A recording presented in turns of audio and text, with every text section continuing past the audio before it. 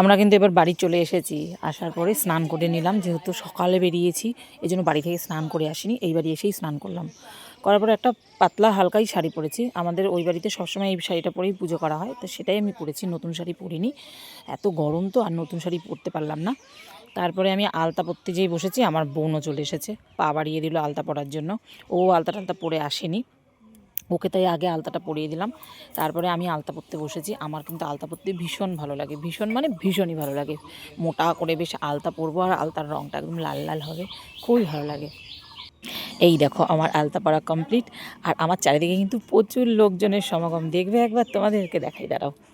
এই দেখো আমার মেয়ে আমার সাথে রয়েছে, আর এখানে রয়েছে আমার দাদা, আর এখানে রয়েছে দেখো আমার বোন, বোনের ছেলে, আর সামনে রয়েছে জেঠিমা, আর এই যে রয়েছে আমার এক ভাগনা বউ, ভাগনা এই যে ওর মেয়ে।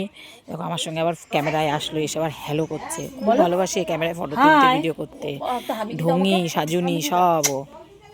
আর এই যে হলো আমাদের বাড়ি। খুব শান্তির জায়গা, মানে খুব খুব খুব শান্তির জায়গা। মন ভরে যায় এখানে আসলে, একদম ইচ্ছা করে না যেতে। এখানে সব লোকজন রয়েছে, সবাই আমাদের সবাই এখানে। আমরা তো শুধু ওখানে আমরা একা থাকি, মা বাবার সাথে থাকি। এখানে সবাই রয়েছে, মানে শান্তি, মানে চরম শান্তির জায়গা এটা। আর এখানে হলো এই যে মন্দির, আমাদের শীতলা মায়ের মন্দির। এখানে পুজোর সব আয়োজন করা হচ্ছে। আর এখানে দেখো কুলো সাজানো হয়েছে, আমাদের দুটো কুলো সাজানো হয়। এই কুলো নিয়েই এখন আমরা বেরোবো।